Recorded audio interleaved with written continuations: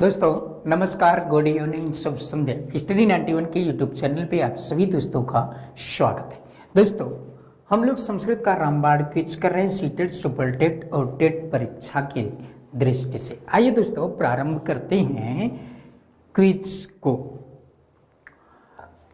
दोस्तों स्टडी 91 में महाबचत ऑफर के तहत यूजीसी नेट मात्र 949 रुपये में, वीडियो मार्क टेस्ट 249 रुपये में, पेट मार्क टेस्ट मात्र 249 रुपये में, हिंदी का इंडिविजुअल क्लास आप 999 रुपये में और पेट हिंदी 149 रुपये में प्राप्त कर सकते हैं। साथ ही साथ दोस्तों पेट का संपूर्ण अध्ययन सामग्री और इसके साथ एक प्रैक्टिस सेट भी दिया जा रहा है मात्र और मात्र 350 रुपये में। दोस्तों आप इन नंबरों पर संपर्क करके आप बुक कर सकते हैं पुस्तकों को। आइए दोस्तों देखते हैं। साथ ही साथ दोस्तों यूजीसी नेट फर्स्ट पेपर का कंप्लीट कोर्स मात्र 999 रुपये में, मात्र 999 रुपये में बैच को ज्वाइन कर सकते हैं। दोस्तों आइए देखते हैं प्रश्न संख्या 1। और प्रश्न संख्या 1 व्यंजन संधि का उदाहरण है। व्यंजन संधि का उदाहरण है सज्जनः साधुक्तम पावकः जलौघा। बताइए कौन सा विकल्प सही होगा। और दोस्तों ये अगर हम देखें तो ये आपके टेट परीक्षा, किसका, टेट परीक्षा का, ये टेट परीक्षा 2018 का क्वेश्चन है, 2018 का क्वेश्चन है। व्यंजन संधि का उदाहरण है सज्जनः साधोक्तम पावकः जलौघा। दोस्तों अगर उदाहरण देकर के ये पूछे किस संधि का है तो सबसे पहले आप ये जानिए संधि, तो संधि 3 प्रकार की होगी। संधि मुख्यतः 3 प्रकार की, स्वर संधि, स्वर संधि, व्यंजन संधि, व्यंजन संधि और विसर्ग संधि, विसर्ग संधि। स्वर संधि किसे कहते हैं दोस्तों, तो स्वर वर्णों का विकार, स्वर वर्णों का विकार या परिवर्तन स्वर संधि कहलाता। स्वर वर्णों का विकार या परिवर्तन क्या कहलाएगा दोस्तों, स्वर संधि। व्यंजन संधि किसे कहते हैं, व्यंजन वर्णों का विकार, व्यंजन वर्णों का विकार, वर्णों का विकार या परिवर्तन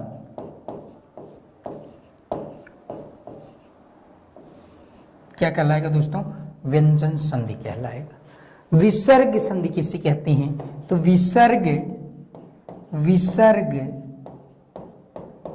नामक वर्ड का, और विसर्ग कहते हैं दोस्तों 2 अर्ध बिंदी जो होती है जिसे हम अर्ध हा का पर्याय कहते हैं, का परिवर्तन, का विकार या परिवर्तन क्या कहलाएगा दोस्तों, विसर्ग संधि कहलाएगा। यानी कि दोस्तों स्वर वर्णों का विकार यानी कि विच्छेद करने पर पहले शब्द का अंतिम वर्ण दूसरे शब्द का पहला वर्ण अगर दोनों स्वर होंगे तो वो स्वर संधि का उदाहरण होगा। आइए दोस्तों यहाँ सज्जना का अगर विच्छेद कर लें तो बनेगा सत प्लस जनः, सत प्लस जनः।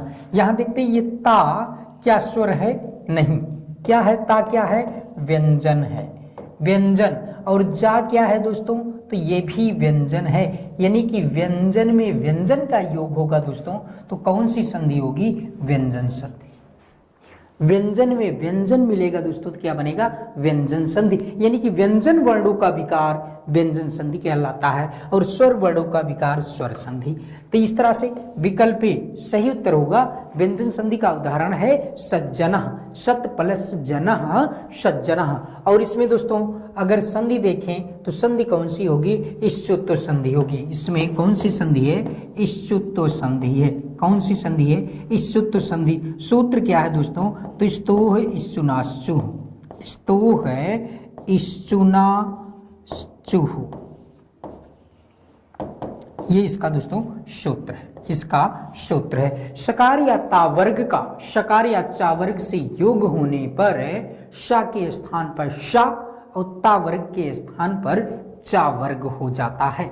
तो यहाँ दोस्तों ता वर्ग का ता है, ये परिवर्तित होगा चा वर्ग में, तो क्या बन जाएगा, सज्जना बन जाएगा। क्या बन जाएगा, सज्जना। सत प्लस जना सज्जना। दोस्तों इसको सत या सद दोनों कर सकते हैं, सत या सद दोनों करते हैं, सज्जना बनेगा। क्या बनेगा, सज्जना बनेगा। ता और दा दोनों का योग सज्जना बनेगा। तो इस तरह से प्रश्न संख्या 1 का विकल्प ए सही उत्तर है, विकल्प ए। आइए दोस्तों देखते हैं अगला प्रश्न, दूसरा प्रश्न। और दूसरा प्रश्न है दोस्तों, दूसरा प्रश्न है उत्तम पुरुष से संबंधित सर्वनाम है। सर्वनाम किसे कहते हैं दोस्तों, तो संज्ञा के बदले प्रयुक्त होने वाला। और संज्ञा किसे कहते हैं, तो नाम को संज्ञा कहते हैं, यानी कि नाम के बदले जो प्रयुक्त होता है सर्वनाम कहलाता है। अब बताइए उत्तम पुरुष से संबंधित सर्वनाम है कौन सा है दोस्तों, वयम है, युवाम है, सह है, तस्मिन है। बताइए कौन सा होगा, तो यहाँ वयम, वयम क्या है दोस्तों, वयम अहम, आवाम, वयम, अहम आवाम वयम। और त्वम युवाम,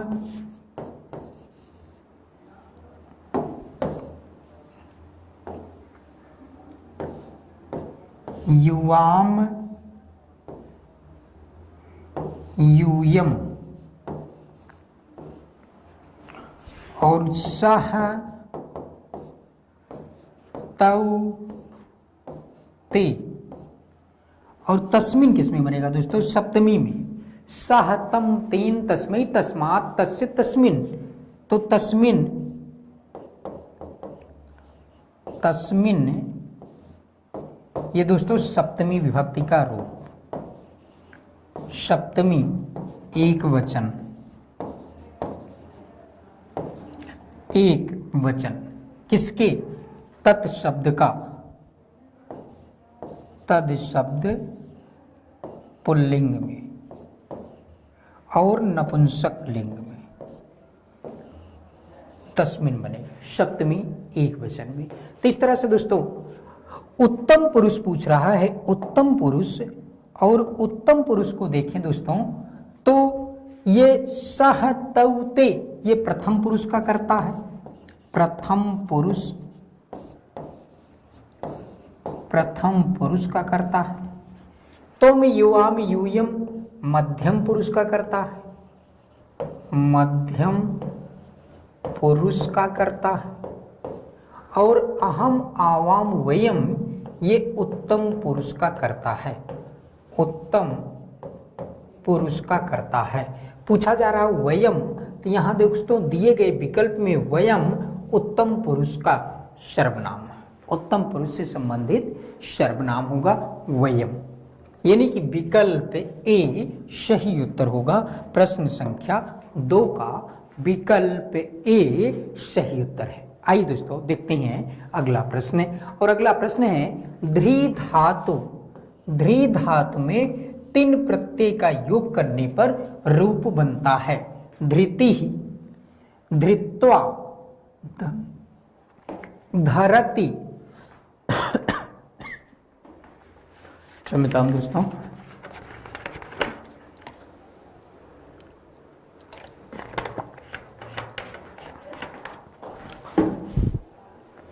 ध्री धातु 3 प्रत्यय। दोस्तों ये भी 2018 का पेपर है और ये विगत दूसरा प्रश्न 2018 में पूछा गया प्रश्न है, 2018 में पूछा गया प्रश्न है। ध्री धातु में 3 प्रत्यय। दोस्तों 3 प्रत्यय में क्या बनेगा, धृति ही, धृत्वा, धरती ही या धति, क्या बनेगा बताइए। 3 प्रत्यय दोस्तों, ये 3 प्रत्यय स्त्रीलिंग, क्या है, स्त्रीलिंग बनाने के लिए, स्त्रीलिंग तीन प्रत्यय से बने शब्द क्या होते हैं? नित्य स्त्रीलिंग होते हैं। और तीन में ती शेष बचता है, तीन में ती शेष रहता है, शेष रह। तीन प्रत्यय से बने हुए शब्द स्त्रीलिंग होंगे, जैसे मति ही, जैसे मति ही, जैसे गति ही, जैसे प्रकृति ही, जैसे विकृति ही, जैसे विकृति ही, या जैसे धृति ही, जैसे धृति ही। तो यहां धृति ही, धृ धात में तीन प्रत्यय जोड़ेंगे, क्या बनेगा? धृति ही बनेगा दोस्तों। क्या बनेगा? धृति ही। तो मति ही, गति ही, प्रकृति ही, विकृति ही, धृति ही, आकृति ही, संस्कृति ही, संस्कृति ही आदि शब्द में कौन सा प्रत्यय होगा? तो तीन प्रत्यय होगा। कौन सा प्रत्यय होगा? तीन। इसीलिए मति ही, गति ही, प्रकृति ही, विकृति ही, धृति ही, संस्कृति ही आदि शब्द स्त्रीलिंग क्या है? स्त्रीलिंग है। तो प्रश्न संख्या 3 का विकल्प सही उत्तर। अगला प्रश्न दोस्तों, छंदानुगत शिक्षण प्रणाली होती है। छंद से तात्पर्य दोस्तों क्या है? छंद से तात्पर्य है जो छंद से बधा हुआ, छंदबद्ध है। और छंद किसे कहते हैं? तो छादन करने को, छादयति इति छंदा, जो शब्दों को नियम विशेष के अनुसार बांधने का कार्य करता है, छंद कहलाता है। और इसीलिए दोस्तों ये छंदानुगत शिक्षण प्रणाली किसमें होती है? तो पद्य काव्य में होती है। किसमें होती है? पद्य काव्य। पद्य हमेशा छंदबद्ध होता, यानी कि पद्य छंदबद्ध होता, छंदबद्ध होता है, छंदबद्ध। जबकि गद्य मुक्तक होता है, ये छंदों में बधा हुआ नहीं होता है, अधिकांशतः कहा जा सकता है दोस्तों। तो इस तरह से दोस्तों छंदानुगत शिक्षण प्रणाली किसकी होती है? पद्य की होती है। 2018 में पूछा गया प्रश्न है, 2018 में पूछा गया प्रश्न है दोस्तों। और ये छंद भी दोस्तों मात्रिक छंद होते हैं, वर्णिक छंद होते हैं। मात्रिक छंद होते हैं, वर्णिक छंद होते हैं, जिसमें वर्णों की गिनती की जाती, गणना की जाती है, वर्णिक छंद कहते हैं। जिसमें मात्राओं के आधार पर वर्णों का निर्धारण किया जाता है, मात्रिक छंद कहलाते हैं। प्रश्न संख्या 4 का विकल्प भी सही उत्तर होगा दोस्तों। स्टडी 91 में डेली यूट्यूब शेड्यूल के अंतर्गत 8 बजे डेली करंट अफेयर्स, 9 बजे इंडियन पॉलिटी, 10 बजे जीके जीएस, 12 बजे रीजनिंग की कक्षा, 1 बजे ज्योग्राफी की कक्षा, 3 बजे मैथ की कक्षा, 6 बजे सायंकाल साइंस की और 7 बजे संस्कृत की लाइव क्लासेज चलती हैं। दोस्तों आप लाइव क्लास में उपस्थित होकर लाइव क्लास का आनंद प्राप्त कर सकते हैं। अगला प्रश्न दोस्तों शुद्ध वाक्य है। अहम गृहम गच्छति, सह गृहम गच्छति, गच्छसि, तुम गृहम गच्छति, तुम गृहम गच्छसि। दोस्तों कर्ता जिस पुरुष जिस वचन का होगा, क्रिया उसी पुरुष उसी वचन की होती है। यहां लिखते हैं कर्ता, ये भी दोस्तों 2018 का प्रश्न। कर्ता जिस पुरुष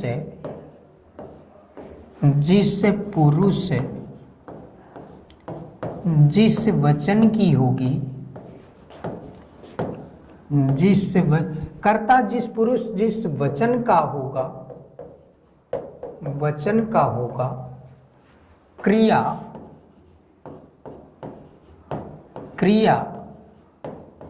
उसी पुरुष उसी वचन की होगी। साधारणतया सामान्यता कर्तृवाच्य की बात कर रहे हैं, कर्मवाच्य में तो कर्म के अनुसार क्रिया बदल जाता है, कर्ता के अनुसार नहीं। बताए अहम, यहां अहम यह उत्तम पुरुष का कर्ता है, उत्तम पुरुष का कर्ता है। और गच्छति ये प्रथम पुरुष का कर्ता है, प्रथम पुरुष का क्रिया है, इसीलिए दोस्तों पहला विकल्प गलत होगा। दूसरे पे देखते हैं सह, ये प्रथम पुरुष का कर्ता है। गच्छसि, यह मध्यम पुरुष की क्रिया है, मध्यम पुरुष की क्रिया, मध्यम पुरुष, इसीलिए बी विकल्प गलत होगा। तुम, ये उत्तम पुरुष का, ये मध्यम पुरुष का कर्ता, मध्यम पुरुष का कर्ता, और गच्छति प्रथम पुरुष की क्रिया, प्रथम पुरुष की क्रिया, इसीलिए सी विकल्प गलत है।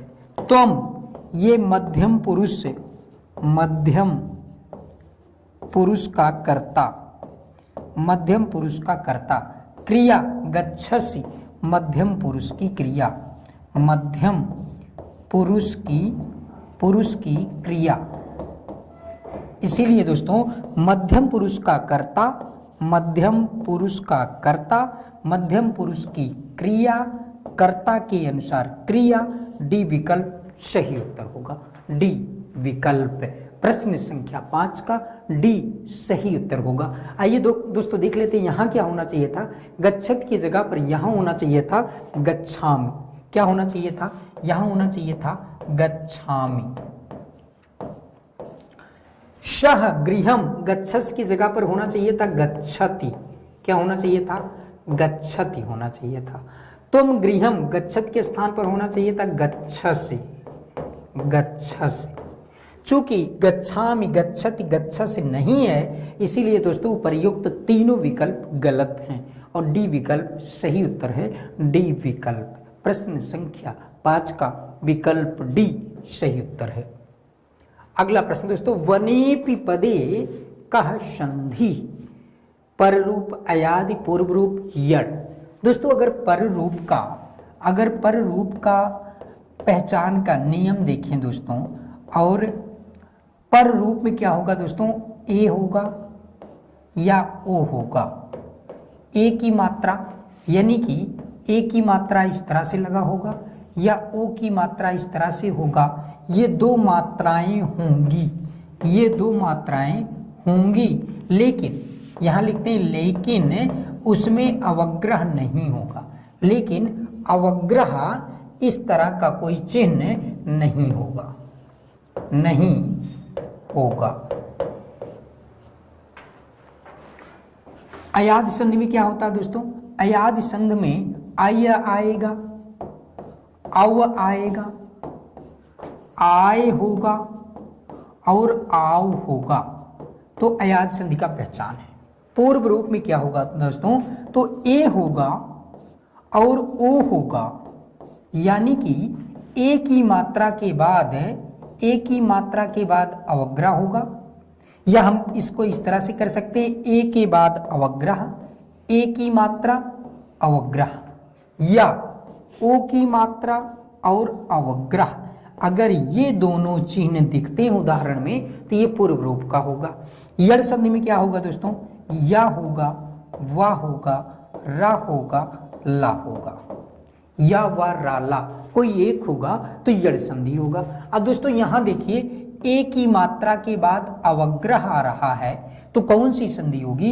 ए की मात्रा के बाद अवग्रह आ रहा है तो कौन सी संधि है? पूर्व रूप संधि। विकल्प सी सही उत्तर है, विकल्प सी सही उत्तर है। एक एक उदाहरण और देख लेते हैं। हमने कहा पर रूप में ए ओ आएगा, जैसे प्रेजते, जैसे प्रेजते, या जैसे प्रोशति, जैसे प्रोशति बनता है पर रूप का उदाहरण। अयाद संधि में जैसे नयनम, जैसे पावका, जैसे नायका, तो ये क्या बन जाएगा दोस्तों? अयाद संधि। और पूर्व रूप में जैसे बनेपी, जैसे बनेपी, तो ए के बाद अवग्रह, ए के बाद अवग्रह। और जैसे कोपी, तो का में ओ की मात्रा है, उसके बाद जैसे अगर हम कहें कोपी, कोपी, तो यहाँ दोस्तों ओ की मात्रा है और इसके बाद अवग्रह आ रहा है तो पूर्व रूप का उदाहरण होगा। और जैसे प्रत्येक, जैसे वध्वादेशः, जैसे मात्राज्ञा, जैसे लाकृति, यड़ संधि होगा। क्या होगा? यड़ संधि होगा। प्रश्न संख्या 6 का विकल्प सी सही उत्तर होगा, विकल्प सी। अगला दोस्तों, नीति मार्गम के न परिलंघयन्ति, अर्थात नीति मार्ग का कौन लोग उल्लंघन नहीं करते हैं? तो विकल्प ए कुलीना, जो कुलीना है, जनाह, अन्य लोग, सेवकाह, बालकाह। तो नीति मार्गम 2018 का पेपर दोस्तों, 2018 का पेपर। नीति मार्ग जो कुलीन वर्ग हैं, कुलीनाह, तो जो कुलीन लोग हैं वो नीति मार्ग का उल्लंघन नहीं करते हैं, अर्थात वो सदैव नीति मार्ग का अनुसरण करते हैं, नीति मार्ग के आधार पर चलते हैं। प्रश्न संख्या 7 का पहला विकल्प सही उत्तर होगा। अगला प्रश्न, तत्रयु में संधि है, तत्रयु में संधि है, वृद्धि संधि, दीर्घ संधि, गुण संधि, पूर्व रूप संधि। आइए पहचान देखते हैं। यहां लिखते हैं पहचान।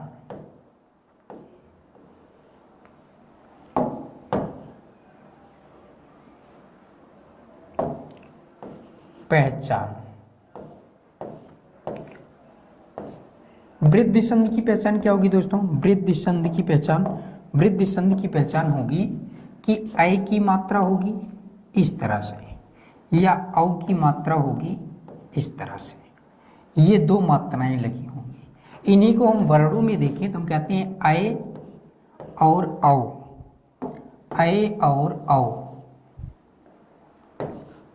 ऐ या औ।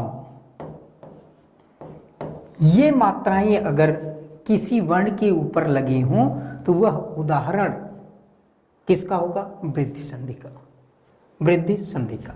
दीर्घ संधि में क्या होगा दोस्तों? आ की मात्रा होगी, आ की मात्रा।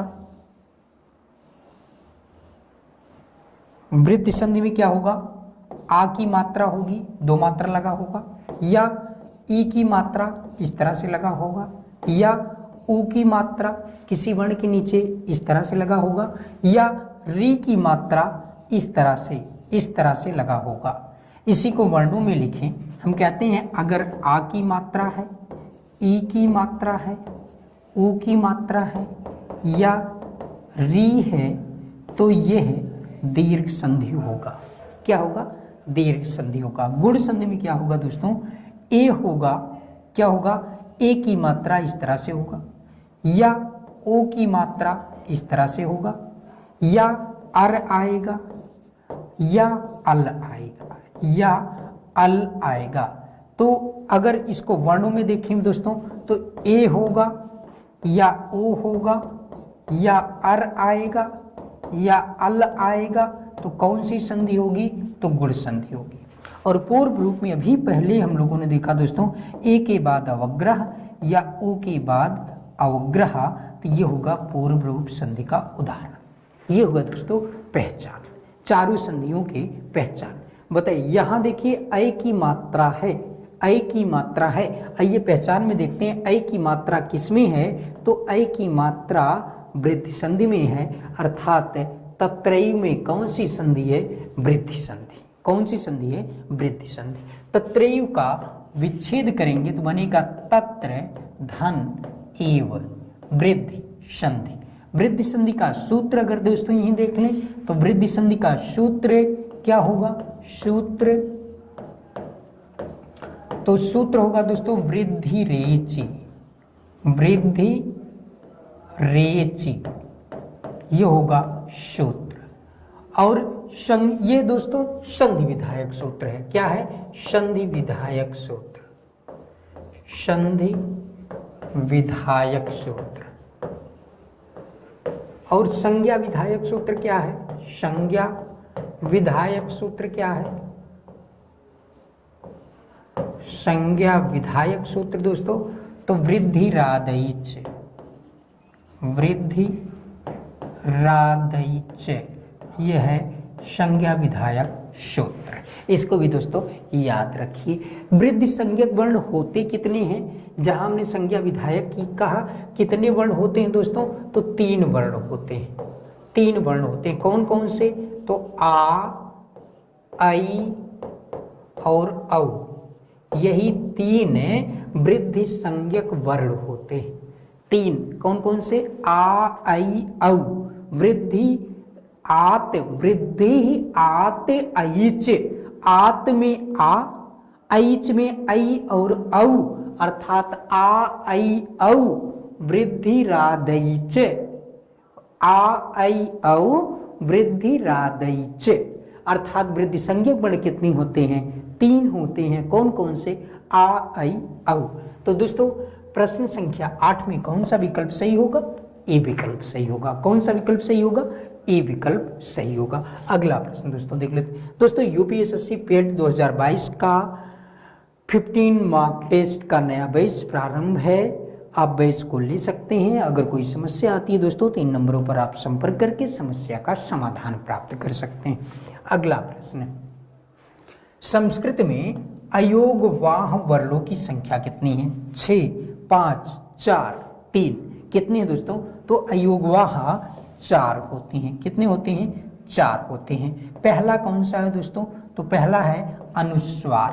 पहला क्या है? अनुस्वार। अनुस्वार। दूसरा क्या है? तो दूसरा है विसर्ग। दूसरा क्या है? विसर्ग। तीसरा क्या है? तो जिह्वामूली। तीसरा क्या है? जिह्वामूली। चौथा क्या है?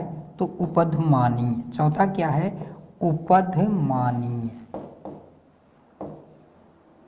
उपधमानीय। ये 4 दोस्तों क्या कहलाते हैं? तो यही अयोगवाह कहलाते हैं। क्या कहलाते हैं? अयोगवाह कहलाते हैं। अयोगवाह कहते किसे हैं? अयोगवाह कहते किसे हैं? तो जिनका माहेश्वर सूत्रों में वर्णन नहीं किया गया, योग नहीं किया गया, लेकिन संस्कृत भाषा में महती उनकी प्रसिद्धि है, उन्हें क्या कहते हैं? अयोगवाह। न योगा, अर्थात जिसका योग नहीं किया गया, किसमें? माहेश्वर सूत्र में, वर्णमाला में, लेकिन संस्कृत भाषा में जो महत्वपूर्ण है वो क्या है?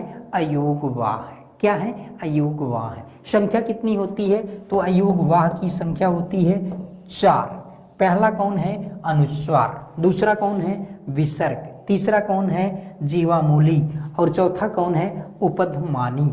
जीवामूली दोस्तों अर्ध विसर्ग से युक्त, अर्ध विसर्ग से युक्त का और खा, ये जीवामूली कहलाते हैं। अर्ध विसर्ग से युक्त पा और फा, ये उपधमानी कहते हैं। और स्वर के बाद में, स्वरों के बाद में लगने वाला अर्ध विसर्ग, अर्ध विसर्ग जिसे हम कहते हैं, जो अर्ध विसर्ग, अर्ध हा का पर्याय होता है, ये क्या है? अर्ध हा का पर्याय होता है। अर्ध हा का पर्याय होता है, जिसे हम 2 बिंदी के रूप में रखते हैं और ये स्वरों के बाद में लगता है, विसर्ग कहलाता। अनुस्वार क्या है दोस्तों? तो अनुस्वार स्वर के ऊपर लगने वाला, स्वर के ऊपर लगता है, स्वर के ऊपर लगता है, ऊपर लगता है। और यह अनुस्वार जो होता है ये वस्तुतः माँ का पर्याय होता है। माँ का पर्याय होता है, माँ का पर्याय होता है। मोनुस्वार, माँ के स्थान पर अनुस्वार हो जाता है। कब? जब माँ के परे कोई व्यंजन वर्ण आता है तब। तो इस तरह से दोस्तों अयोगवाह वर्णों की संख्या कितनी है? 4 है। कितनी है? 4 है। आइए दोस्तों देखते हैं अगला प्रश्न। और अगला प्रश्न है अनुरूपम। अनुरूपम में समास है। अव्ययी भाव समास, द्वंद्व समास, बहुब्रीहि समास, तत्पुरुष समास है। समास समसनम समासः, शमसन की प्रक्रिया, संक्षिप्तीकरण की प्रक्रिया, अनेक पदानाम एक पदी भवनम समासा, अनेक पदों का एक पद में हो जाना समास कहलाता है। अनुरूपम में कौन सा समास होगा? अव्ययी भाव समास होगा। कौन सा समास होगा? अव्ययी भाव समास होगा। अव्ययी भाव दोस्तों नित्य नपुंसक लिंग में होता है। किस में होता है? नित्य नपुंसक लिंग में होता है। यहाँ लिख लेते हैं, नित्य नपुंसक लिंग में होता है। नपुंसक लिंग में प्रयुक्त होता है। पूछा गया समय 2018 में। इसके पहले भी दोस्तों ये भी 2018 का प्रश्न है। 2018 का प्रश्न है। नित्य नपुंसकलिंग अव्ययी भाव समास। दोस्तों अव्ययी भाव समास से का सूत्र क्या है? तो अव्ययम विभक्ति समीप समृद्धि विद्यर्था भावत्या संप्रति शब्द प्रादुर्भाव पश्चात यथान पूर्व योग पद सादृश्य संपत्ति साकल्यांत वचनेषु, ये अव्ययी भाव समास का उदाहरण है। इसमें दोस्तों अनुरूपम का अगर आप विग्रह करेंगे तो रूपस्य योग्यम अनुरूपम, यथा के रूप में अनुरूपम, रूपस्य योग्यम अनुरूपम, कौन सा समास होगा? अव्ययी भाव समास होगा। कि कौन सा समास होगा? अव्ययी भाव समास होगा। द्वंद्व समास किसे कहते हैं दोस्तों? तो जिसमें दोनों पद प्रधान हो द्वंद्व समास होता है। बहुव्रीहि समास किसे कहते हैं? जिसमें दोनों पद प्रधान ना होकर के किसी अन्य पद की प्रधानता बतलाएं, वही बहुव्रीहि समास है। तत्पुरुष समास में प्रायः उत्तर पद की प्रधानता होती है। तो संक्षेप में लिखते हैं दोस्तों, दोनों पद प्रधान, दोनों पद प्रधान द्वंद्व समास। बहुव्रीहि में अन्य पद की प्रधानता, अन्य पद प्रधान। और तत्पुरुष में क्या है दोस्तों? तो प्रायः उत्तर पद की प्रधानता, प्रायः उत्तर पद की प्रधानता, उत्तर पद की प्रधानता। प्रायः उत्तर पद की प्रधानता दोस्तों तत्पुरुष है, सर्वत्र नहीं है। सर्वत्र उत्तर पद की प्रधानता तत्पुरुष नहीं कहलाएगा। प्रायः, प्रायः शब्द है दोस्तों। कुछ एक स्थल ऐसे भी हैं दोस्तों जिनमें उत्तर पद की प्रधानता, जिसमें उत्तर पद की प्रधानता होने के बाद भी तत्पुरुष समास नहीं होता। जैसे उन्मत्त गंगम, जैसे उन्मत्त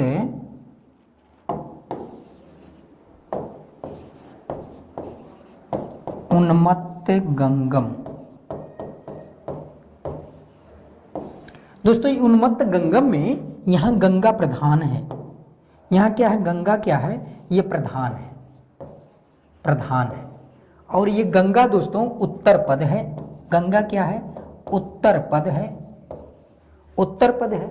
उत्तर पद प्रधान हो रहा है दोस्तों, तो इसलिए उन्मत्त गंगम को क्या होना चाहिए था? तत्पुरुष समास का उदाहरण होना चाहिए था। लेकिन दोस्तों ये तत्पुरुष समास का उदाहरण नहीं है, ये तत्पुरुष समास का उदाहरण नहीं है। इसीलिए दोस्तों प्रायः, प्रायः कहा जाता है कि उत्तर पद की प्रधानता होने पर तत्पुरुष समास होता है। अव्ययी भाव समास का उदाहरण उन्मत्त गंगम, उन्मत्त गंग। आइए दोस्तों देखते हैं अगला प्रश्न।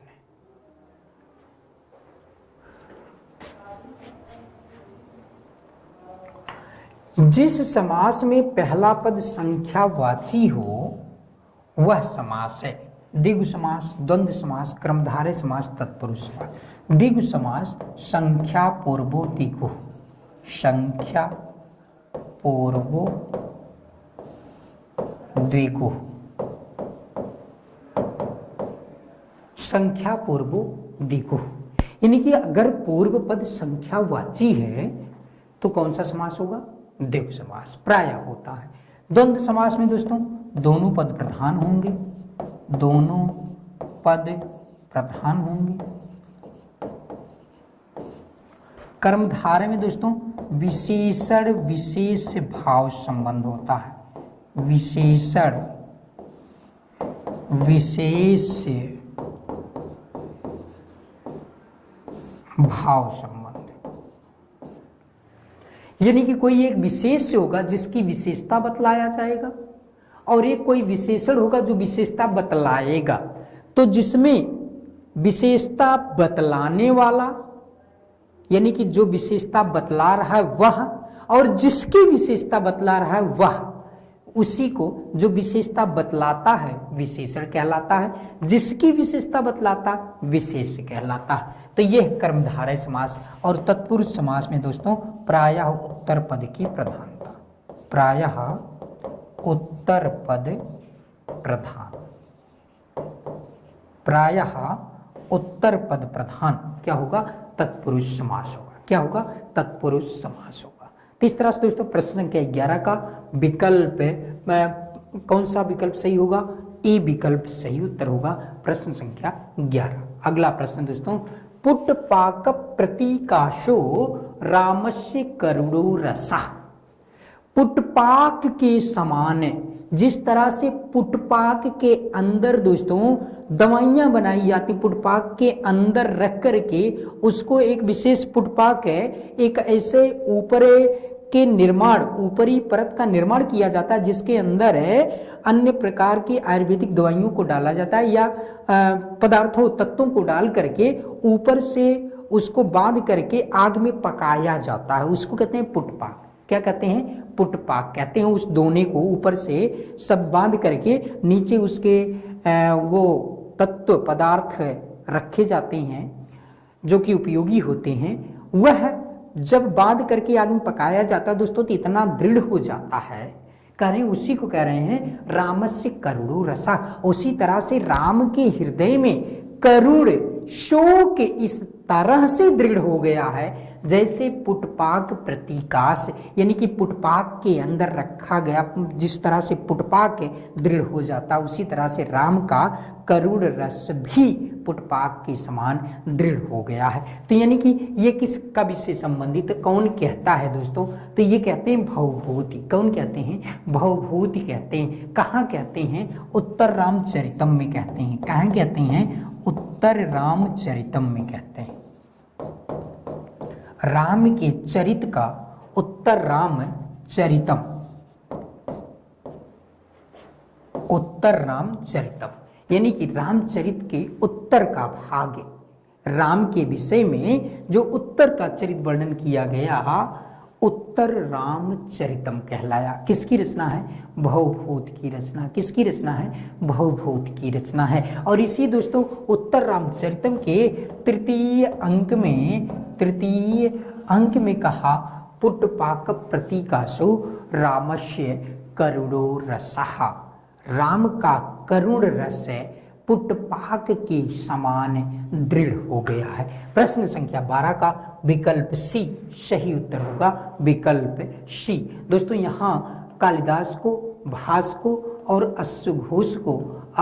अश्वघोष को यह अतिरिक्त इनकी रचनाओं को भी अध्ययन करना है। इसको अगले कक्षा में रखते हैं। हम लोगों ने देखा था अंकुर में बीमारी कालिदास के लिए, यानी कि अभिज्ञान शाकुंतलम आदि, या कहें कि जो अभिज्ञान अंकुर में बीमारी, अभिज्ञान शाकुंतलम कुमार संभवम रघुवंशम मेघदूतम में, और बीमारी विक्रमोर्वशीयम मालविका मित्रम ऋतुसंहारम, महाकवि कालिदास की रचना। भास के 13 नाटकों की रचना।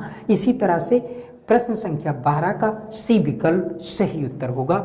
आइए देखते हैं अगला प्रश्न। दोस्तों हिंदी नितिन सर के साथ सभी महत्वपूर्ण प्रतियोगी परीक्षाओं की दृष्टि से हिंदी व्याकरण का नया बैच प्रारंभ है जो कि चाणक्य बैच, इसको आप ज्वाइन कर सकते हैं। अगर कोई समस्या आती है तो इन नंबरों पर संपर्क करके समस्या का समाधान भी प्राप्त कर सकते हैं। तो संख्या 1 को पुल्लिंग में क्या कहते हैं? संख्या 1 को पुल्लिंग में क्या कहते हैं? एका कहते हैं, एका कहते हैं, एकम कहते हैं, या उपर्युक्त सभी कहते हैं। तो संख्या 1 को दोस्तों अगर पुल्लिंग, स्त्रीलिंग और नपुंसक लिंग में देखें, पुल्लिंग में, स्त्रीलिंग में और नपुंसक लिंग में देखें दोस्तों, तो 1 को पुल्लिंग में एकः कहते हैं। क्या कहते हैं? एकः कहते हैं। स्त्रीलिंग में क्या कहते हैं? एका कहते हैं। क्या कहते हैं? एका कहते हैं। नपुंसक लिंग में क्या कहते हैं? एकम कहते हैं। क्या कहते हैं? एकम कहते हैं। जिस समय दोस्तों ये भूल जाइए, याद रखिए, एक के लिए याद रखिए, क्या याद रखना है? तो एकः बालकः याद रखिए, एकः बालकः याद रखिए, एका बालिका याद रखिए। क्या याद रखना है? एका बालिका याद रखना है। एकम पुस्तकम याद रखना। क्या याद रखना है? पुस्तकम याद रखना है दोस्तों। एकम पुस्तकम याद रखना है। अब दोस्तों इसमें आप देखिए कि क्या सिमिलर क्या है, यानी कि क्या यहाँ दोस्तों का और विसर्ग है, यहाँ का और विसर्ग है, तो एकः बालकः ये सही होगा। दोनों पुल्लिंग में हैं। यहाँ दोस्तों का पे आ की मात्रा है, यहाँ का पे आ की मात्रा है, दोनों बराबर हैं। एका बालिका, समझने के लिए दोस्तों बता रहे हैं, एका बालिका, एका बालका, एका बालिका। और यहाँ दोस्तों पुस्तकम, यहाँ कम है, यहाँ कम है, यानी कि एकम पुस्तकम, ये दोनों नपुंसकलिंग में होंगे। एकम नपुंसकलिंग है, पुस्तकम नपुंसकलिंग है, एकम नपुंसकम बनेगा। एका स्त्रीलिंग है, बालिका स्त्रीलिंग है, एका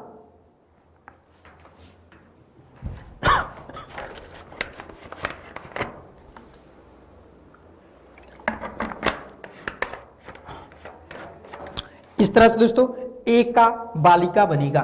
एका पुल्लिंग है और बालका पुल्लिंग है, इसलिए एका बालका बनेगा।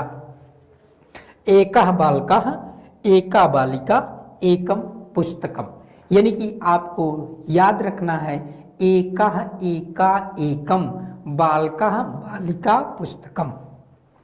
प्रश्न संख्या 13 का कौन सा विकल्प सही होगा दोस्तों? तो 13 का विकल्प सही होगा बी। 13 का कौन सा विकल्प सही होगा? तो 13 का विकल्प सही होगा बी। प्रश्न संख्या 13 का बी विकल्प सही उत्तर होगा। अगला प्रश्न दोस्तों, कर्तृ। कर्तृ शब्द में कौन सा प्रत्यय है? ऋल प्रत्यय, त्रिच प्रत्यय, तद्धित प्रत्यय, अनियर प्रत्यय। तो त्रिच प्रत्यय है। कर्तृ में कौन सा प्रत्यय है दोस्तों? तो त्रिच प्रत्यय है। इसी तरह से जैसे हर्तृ करते हैं, जैसे दात्री करते हैं, जैसे नेत्री करते हैं, तो सब में कौन सा प्रत्यय है? तो त्रिच प्रत्यय है। कौन सा प्रत्यय है? तो त्रिच प्रत्यय है। तो कर्तृ में विकल्प बी सही उत्तर होगा, त्रिच प्रत्यय। अगला प्रश्न दोस्तों, उपगंगम में कौन सा समास है? तत्पुरुष समास, अव्ययी भाव समास, कर्मधारय समास, द्विगु समास, उपगंगम। दोस्तों अव्ययी भाव समास नित्य नपुंसक लिंग में होता है, अव्ययी भावस्य सूत्र से। तो उपगंगम, उप किस अर्थ में है दोस्तों? यहाँ उप किस अर्थ में है दोस्तों? तो उप अर्थ है समीप के अर्थ में। किस अर्थ में है? समीप के अर्थ में। गंगा या समीपम उपगंगम, अर्थात गंगा के पास, उसी को कहा गया दोस्तों, बनाया गया उपगंगम। किस समास के लिए? अव्ययी भाव समास के लिए। अव्ययी भाव समास का सूत्र क्या है? अव्ययम विभक्ति समीप समृद्धि विध्यर्था भावात्या संप्रत शब्द प्रादुर्भाव पश्चात यथान पूर्व योग पद सादृश्य संपत्ति सकल्यांत वचनेश। अव्ययी भाव समास किस अर्थ में? समीप अर्थ में। क्या बनेगा? उपगंगम। विग्रह क्या होगा? गंगा या समीपम। विकल्प कौन सा सही होगा? बी विकल्प। दिए गए विकल्पों में से बी विकल्प, यानी कि प्रश्न संख्या 15 का बी विकल्प सही उत्तर है। अगला प्रश्न दोस्तों, पूर्व पदार्थ प्रधान होता है। पूर्व पदार्थ प्रधान कौन सा समास होता है? तत्पुरुष समास में, बहुव्रीहि समास में, द्वंद्व समास में, अव्ययी भाव समास में। तत्पुरुष समास में दोस्तों प्रायः उत्तर पद की प्रधानता होती है। उत्तर पद प्रधान होता है। और बहुव्रीहि समास में दोस्तों अन्य पद की प्रधानता होती है। अन्य पद प्रधान होता है। अन्य पद प्रधान होता है। द्वंद्व समास में दोस्तों दोनों पदों की प्रधानता होती है। दोनों पद प्रधान होते हैं। दोनों पद प्रधान होते हैं। अव्ययी भाव समास में दोस्तों प्रायः पूर्व पद प्रधान होता है। प्रायः पूर्व पद प्रधान होता है। पूर्व पद प्रधान होता है। तो पूर्व पदार्थ प्रधान दोस्तों किसमें होगा? अव्ययी भाव समास में। डी विकल्प बिल्कुल सही उत्तर होगा, डी विकल्प। यहाँ दोस्तों जो उत्तर पद की प्रधानता हो रही है, यह उत्तर पद की प्रधानता जिसे हम तत्पुरुष कहते हैं, इस तत्पुरुष के दो अर्थ निकलते हैं। सह पुरुषः इति तत्पुरुषः, तस्य पुरुषः इति तत्पुरुषः। यानी कि जिसमें उत्तर पद प्रधान है, जिसे हम तत्पुरुष कहते हैं, जिसे हम क्या कहते हैं? तत्पुरुष कहते हैं। इसके दोस्तों दो अर्थ हो सकते हैं। पहला सह पुरुषः, सह पुरुषः, ये हुआ पहला अर्थ। दूसरा दोस्तों तस्य पुरुषः, तस्य पुरुषः, तस्य पुरुषः, ये दोस्तों विसर्ग है तस्य पुरुषः। ये इसको डिलीट करते हैं।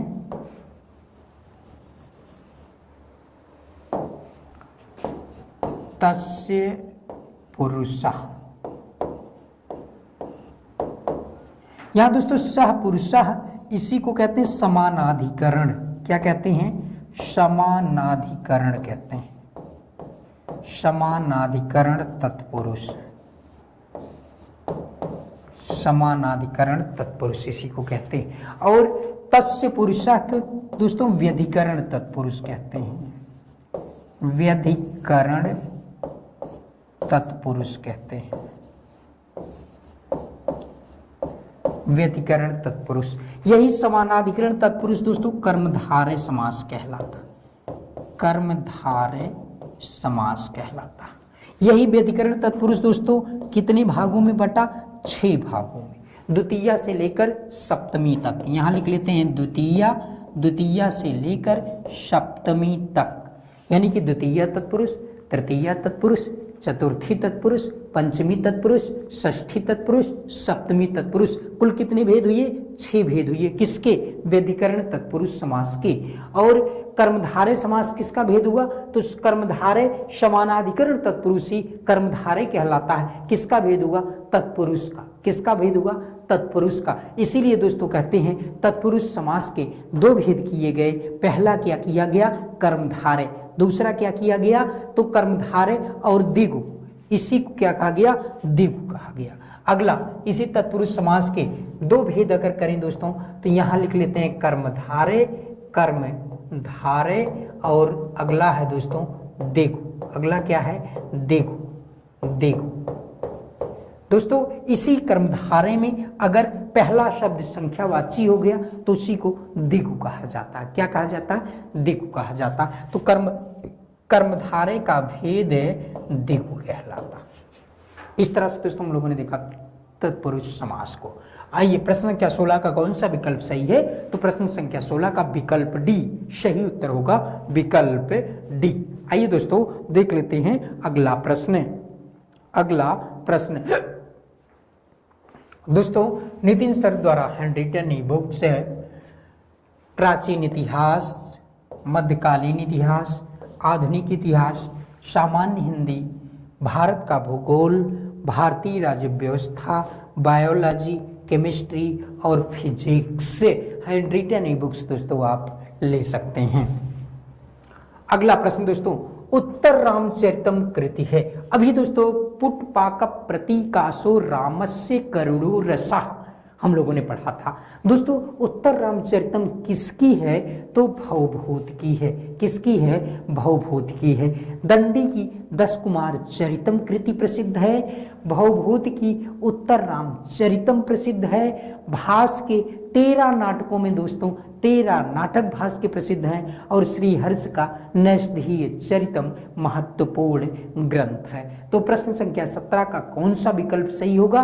प्रश्न संख्या 17 का बी विकल्प सही उत्तर होगा। अगला प्रश्न दोस्तों अंतस्थ वर्ण है, अंतस्थ वर्ण है, शा शा शा हा। तो ये दोस्तों ये क्या है? ऊष्म व्यंजन है। ये क्या है? ऊष्म व्यंजन है, ऊष्म व्यंजन है। या रा लावा क्या है दोस्तों? तो अंतस्थ व्यंजन है। क्या है? अंतस्थ, अंतस्थ व्यंजन है, अंतस्थ व्यंजन है। छात्राज्ञा क्या है दोस्तों? संयुक्त व्यंजन है। क्या है? संयुक्त व्यंजन है, संयुक्त व्यंजन है। यहां दोस्तों ये जो शा शा शा हा रहा है, अगर का खा गा घा को दोस्तों देखें तो इसको स्पर्श व्यंजन के अंतर्गत, स्पर्श व्यंजन के अंतर्गत, स्पर्श व्यंजन के अंतर्गत, के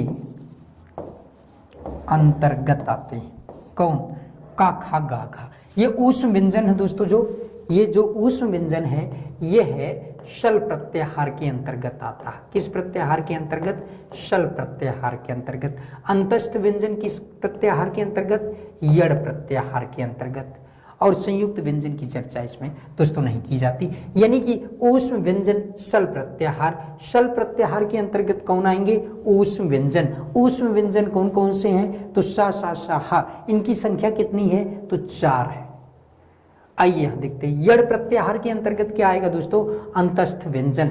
अंतस्थ व्यंजन कौन कौन से हैं? या रा लावा, इनकी संख्या कितनी है? 4 है। और छात्राज्ञा ये संयुक्त व्यंजन है। स्पर्श व्यंजन का खा गा घा गा, चा छा जा झाया, टा ठा डा ढाड़ा, ता था दा धाना, पा फा बा भामा, ये क्या है? स्पर्श व्यंजन है। तो स्पर्श व्यंजनों की संख्या कितनी होती है दोस्तों? 25 होती। कितनी होती है? 25 होती है। प्रश्न संख्या 18 का अंतस्थ व्यंजन कौन है दोस्तों? बी विकल्प सही उत्तर होगा। अंतस्थ व्यंजन या रा लावा ये यड़ प्रत्याहार के अंतर्गत आते हैं। और कितने सूत्रों में है दोस्तों? तो 2 सूत्रों में है। कितने सूत्रों में? 2 सूत्रों में। सूत्र संख्या 5 और सूत्र संख्या 6 में आए हुए या वा रा ला को ही, या रा ला वा को ही दोस्तों क्या कहते हैं? तो या रा ला वा, जबकि उसमें दोस्तों क्या आएगा? हा या वा रा ट ला ड। सूत्र संख्या 5 अगर देखेंगे दोस्तों तो सूत्र संख्या 5 है हा या वा रा ट। सूत्र संख्या 6 है ला ड। इसमें दोस्तों टा इत संज्ञक वर्ण है, या वा रा ला, यानी कि इसका क्रम होगा या वा रा ला, या वा रा ला, यही आएगा दोस्तों यड़ प्रत्याहार में। तो यहाँ या के बाद वा आएगा, या के बाद वा आएगा, फिर रा आएगा और इसके बाद ला आता है। ये क्रम सही है। या वा रा ला, या रा लावा दोस्तों हिंदी वर्णमाला में है, लेकिन संस्कृत वर्णमाला में यड़ प्रत्याहार के अंतर्गत क्या आएगा? तो आएगा या वा रा ला। कितने सूत्रों में वर्णित है? 2 सूत्रों में। कौन कौन से? तो पांचवा सूत्र है दोस्तों हैवरट, और दूसरा जिसे हम लड़ कहते हैं इसमें या वा रा ला। तो हा या वा रा ट ला ड। हैवरट का टादुक इत संज्ञक है, इसका लुफ हो जाएगा, बचेगा या वा रा और लड़ का ला। तो या वा रा और ला, यही 4 वर्ण अंतस्थ व्यंजन कहलाते हैं। इन्हीं के दोस्तों हम अर्धस्वर भी कहते हैं। क्या कहते हैं? अर्धस्वर भी कहते हैं। तो अर्धस्वरों की संख्या कितनी होती है? 4 होती है। कितनी होती है? 4 होती है। अंतस्थ व्यंजनों की संख्या कितनी होती है? 4 होती हैं। यहाँ लिख लेते हैं अंतस्थ व्यंजन। क्या लिख लेते हैं? अंतस्थ व्यंजन लिख लेते हैं। और इन्हीं को लिख लेते हैं दोस्तों अर्धस्वर भी लिख लेते हैं यहीं, जिससे ये स्पष्ट हो सके कि अर्धस्वर कितने होते हैं? तो 4 होते हैं। अंतस्थ व्यंजन कितने होते हैं? 4 होते हैं। कितने सूत्रों में हैं? 2 सूत्रों में। पहला सूत्र 5वां हैवरट, दूसरा सूत्र लड़। इसमें या से लेकर ड़ा तक, यानी कि या आदि वर्ण है, ड़ा अंतिम वर्ण है। आदि अंतेन सहायता से आदि ही अंतेन या अंतिम वर्ण ड़ा के साथ है, ड़ा इत संज्ञक वर्ण के साथ मिलकर के प्रत्याहार बनाएगा। इसीलिए दोस्तों या और ड़ा ये प्रत्याहार बन गया यड़ प्रत्याहार। और आने वाला वर्ण है या वा रा, टा इत संज्ञक वर्ण उसका लोप हो जाएगा और ला कुल बन जाएगा। कुल वर्ण कितने आएंगे? 4। यहाँ दोस्तों हम लिखते हैं या वा रा ला 4। और प्रश्न संख्या 18 का बी विकल्प सही उत्तर। अगला प्रश्न दोस्तों ऊष्म व्यंजन है या वा रा ला, चा छा जा झा, या पा फा बा भा, शा शा शाहा। दोस्तों या रा लावा ये अंतस्थ व्यंजन है। ये क्या है? अंतस्थ व्यंजन है। अंतस्थ है व्यंजन या अर्धस्वर, या अर्धस्वर। और शा शा शाहा क्या है दोस्तों? ऊष्म व्यंजन है। क्या है? ऊष्म व्यंजन है। ऊष्म व्यंजन है। तो कौन सा विकल्प सही होगा दोस्तों? ऊष्म व्यंजन शा शा शा हा, यानी कि चौथा विकल्प सही उत्तर होगा। ऊष्म व्यंजन कौन है? तो विकल्प डी सही उत्तर होगा, विकल्प डी। आइए दोस्तों देखते हैं अगला प्रश्न। नायकः नायिका का संधि विच्छेद है, नी प्लस अकह।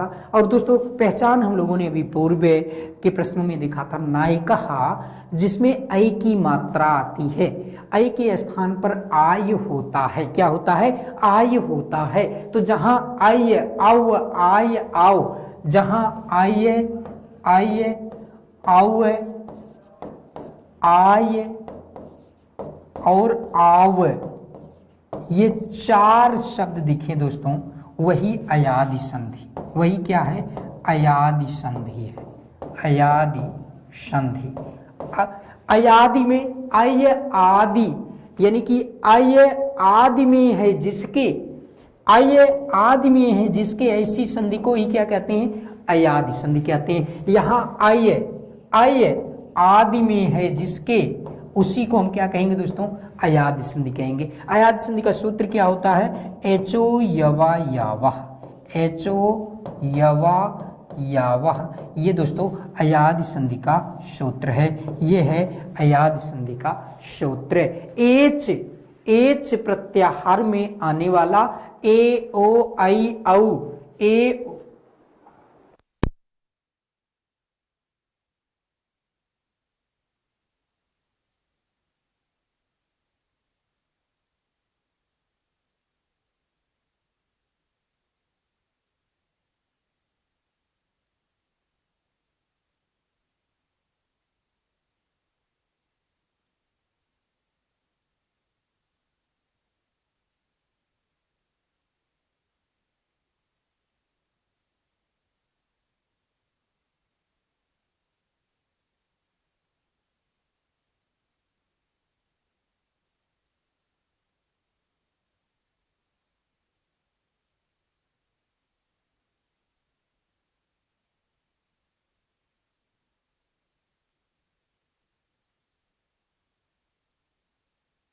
कि नायिका का संधि विच्छेद होता है नए धन अकह।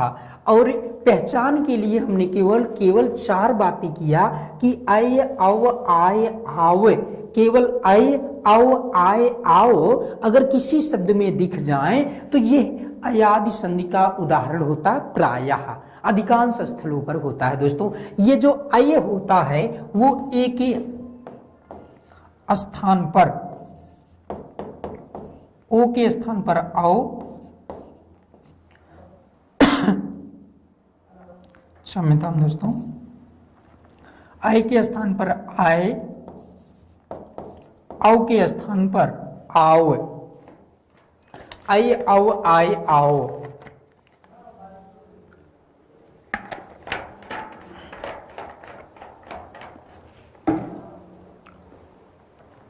आय औ आय आओ हो जाता है। तो यहां दोस्तों नायिका, यहां आ की मात्रा है और या है, यानी कि आय है। क्या है? आय है। ये आय किसके स्थान पर होता है? तो आय के स्थान पर। अगर हम ना पे आय की मात्रा लगा दें तो बन जाएगा नय और प्लस अकह। अब आय के स्थान पर आय होता है, इसी आय के स्थान पर अगर हम आय कर दें तो ये बन जाएगा ना प्लस आय, और ना में आय जोड़ेंगे दोस्तों तो बन जाएगा नाय, और धन अकह, धन अकह। इस या में आ को जोड़ देंगे तो बन जाएगा नायिका। क्या बन जाएगा दोस्तों? नायिका बन जाएगा। तो ये था दोस्तों नायिका का संधि विच्छेद नए धन अकह एचो यवा यावा सूत्र से। किस सूत्र से? एचो यवा यावा सूत्र से। सी विकल्प बिल्कुल सही उत्तर होगा। और ये था दोस्तों आज का महत्वपूर्ण 20 प्रश्न जिसको हम लोगों ने व्याख्यायित रूप में देखा और व्याख्या सहित हल किया। आज के लिए दोस्तों बस इतना ही। मिलते हैं अगली कक्षा में सायंकाल 7 बजे। तब तक के लिए आप सभी दोस्तों को शुभ रात्रि।